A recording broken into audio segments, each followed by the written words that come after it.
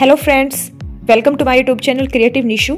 मैं हूं निशा कौशिक और आज की हमारी ये वीडियो बहुत ज़्यादा स्पेशल होने वाली है क्योंकि हम सब पढ़ने जा रहे हैं नेशनल सिंबल्स के बारे में। हमारे भारत के जो राष्ट्रीय प्रतीक हैं, चिन्ह हैं, उनके बारे में हम स्टडी करेंगे आज।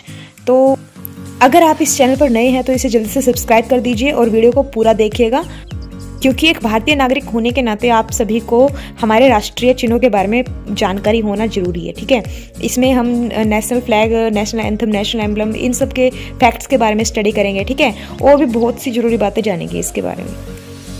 तो चलिए जल्दी से शुरू करते हैं। तो सबसे पहले बात करते हैं नेशनल फ्लैग यानी कि हमारे राष्ट्रीय ध्वज के बारे में और इसके कुछ इंपॉर्टेंट फैक्ट्स के बारे में भी हम स्टडी करेंगे। ठीक है, तो सबसे पहला जो फैक्ट है ये यहाँ पे दिया गया है। The national flag was adopted by the constituent assembly of India on 22 जुलाई 1947। हमारा जो राष्ट्रीय ध्वज है उसको संविधान सभा के द्वारा कब अडॉप्ट किया गया था? 22 जुलाई 1947 को उसको अडॉप्ट किया गया था। ठीक है, सेकेंड फैक्ट है present to the nation at midnight session of the assembly on 14 August 1947 on behalf of the women of India. इसको प्रेजेंट किया था मिडनाइट सेशन में। ठीक है, कब? 14 अगस्त 1947 को on behalf of the women of India. Third fact है the national flag adopted by all India Congress committee AICC used as a battle ensign of the Indian National Army in 1921.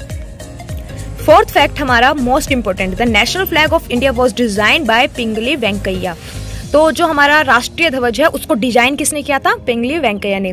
बहुत बार ये question जो है सिविल सर्विस एग्जाम्स में पूछा गया है। ठीक है, तो मोस्ट इम्पोर्टेंट क्वेश्चन है ये। फिफ्थ फैक्ट है the ratio of the width of the national flag to its length is 2:3। जो हमारा नेशनल फ्लैग है, राष्ट्रीय ध्वज है, उसका जो रेशियो है विड्थ का, लेंथ का, वो है 2:3। सिक्स्थ फैक्ट है द अशोक चक्र at the centre of the national flag has 24 spokes and signifies ancient culture and peaceful change. जो हमारा नेशनल फ्लैग है उसके सेंटर में जो है वो अशोक चक्र है जिसमें 24 तिलियां हैं, जो किसको सिग्निफाई करता है? Ancient culture and peaceful change. Seventh fact है white in the national flag of India signifies truth and peace. जो व्हाइट कलर है वो ट्रूथ एंड पीस को सिग्निफाई करता है। Saffron in the national flag of India signifies courage and sacrifice. जो केसरिया रंग है हमारे राष्ट्रीय ध्वज में वो सिग्निफाई करता है किसको? करेज को, यानी कि साहस को। लास्ट पॉइंट है green in the national flag of India sacrifice faith and शिवलरी and also fertility. यानी कि हरा रंग जो है वो हमारे फेथ यानी विश्वास और शिष्टता का प्रतीक है और फर्टिलिटी यानी कि जो हरियाली का प्रतीक है हमारे राष्ट्रीय ध्वज में हरा।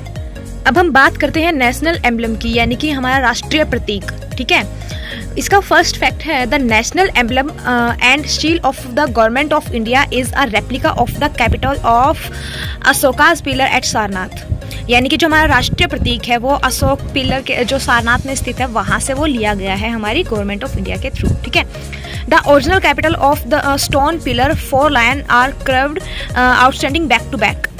यानी कि अशोक पिलर में जो 4 शेर हैं, ठीक है, 4 लायंस हैं, वो बैक टू बैक जो है केव किए गए हैं। ठीक है, एक के पीछे एक शेर। इससे क्या है कि जो state emblem of India 3 lions are visible. इससे ना सिर्फ 3 शेर ही जो होते हैं वो विजिबल होते हैं, दिखाई देते हैं। जो 4th शेर है वो हमको दिखाई नहीं देता। ठीक है, क्योंकि वो एक के पीछे एक ऐसे कव किए गए हैं।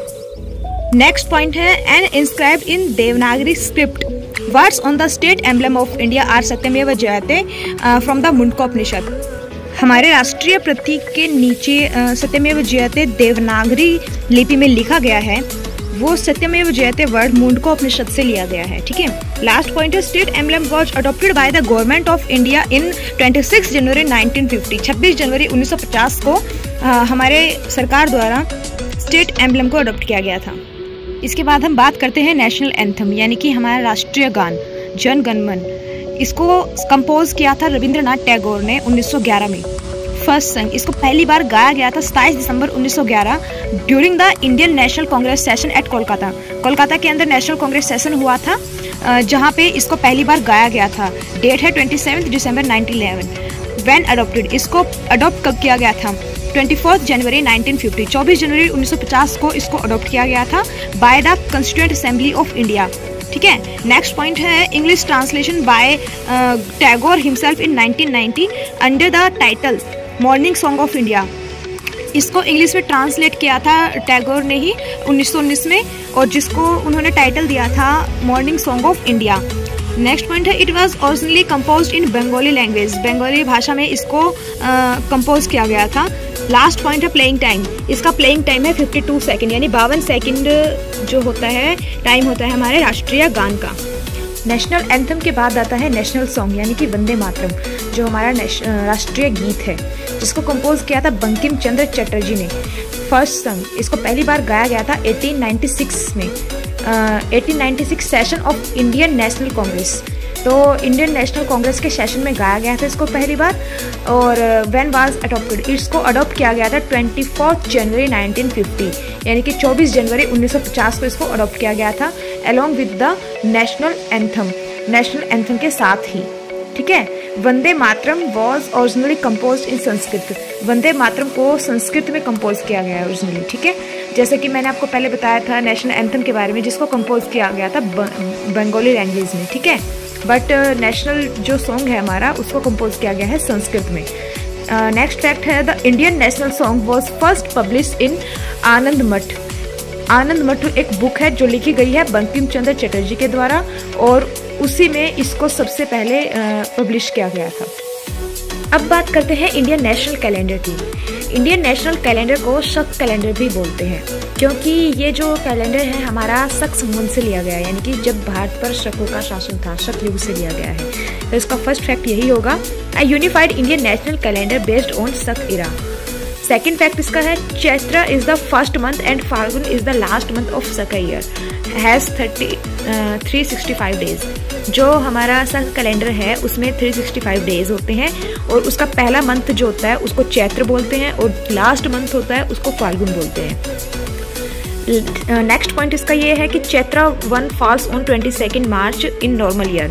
जो हमारा चैत्र महीना होता है वो स्टार्ट होता है 22 मार्च नॉर्मल ईयर्स में। ठीक है, but in leap year the Chaitra month start on 21 March. ठीक है, शक कैलेंडर के जो मंथ्स हैं, महीने हैं, वो मैं आपको सीरीज वाइज बता रही हूँ। ठीक है, फर्स्ट मंथ होता है Chaitra, second Vaishakh, third Jyeshtha, fourth Ashadh, fifth Shravan, sixth Bhadrapad, seventh Ashwin, eighth Kartik, ninth Margashirsha, 10th Paush, 11 Magh, और लास्ट होता है Phalgun.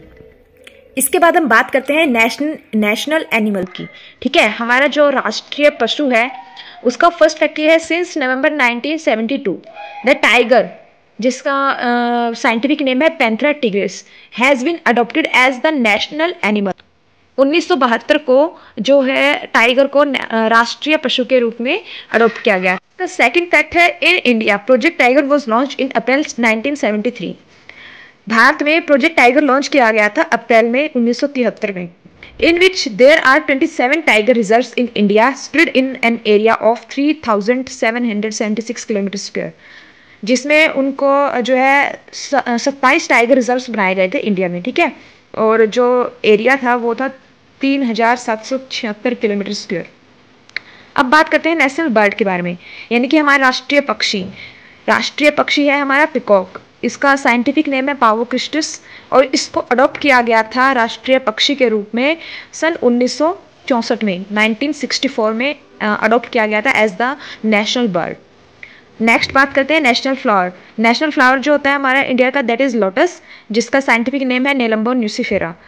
And our national tree is Indian fig tree, जिसको हम बैनियन ट्री भी बोलते हैं, और इसका साइंटिफिक नेम है फिकस बेंगालेंसिस।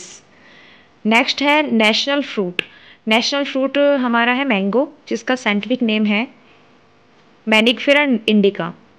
नेक्स्ट है नेशनल लैंग्वेज, यानी कि हमारी राष्ट्रीय भाषा। Hindi is an official language of the government of India.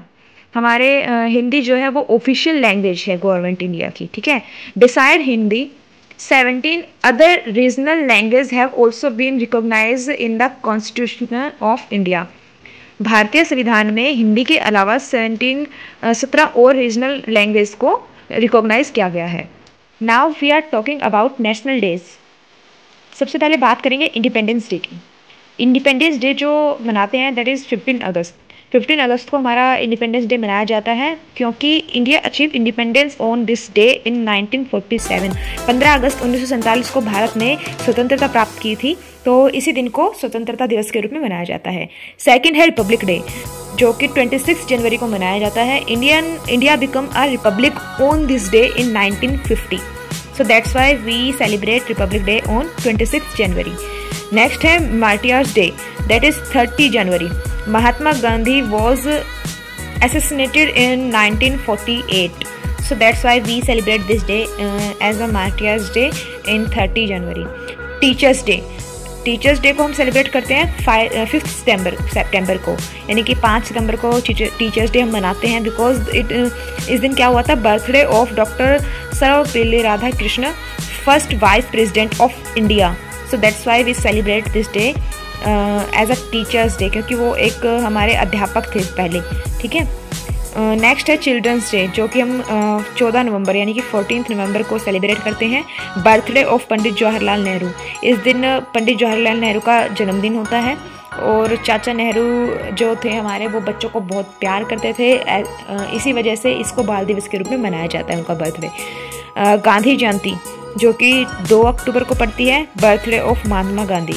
इस दिन महात्मा गांधी का बर्थडे होता है, तो इसको हम सेलिब्रेट करते हैं गांधी जयंती के रूप में। ओके गाइस, अगर आपको ये वीडियो अच्छी लगी है तो प्लीज़ इसे लाइक, शेयर और सब्सक्राइब जरूर कर दीजिएगा और बेल आइकन को प्रेस कर दीजिएगा ताकि नेक्स्ट न्यू वीडियो की नोटिफिकेशन आपको जल्द से जल्द मिल जाए। Thank you.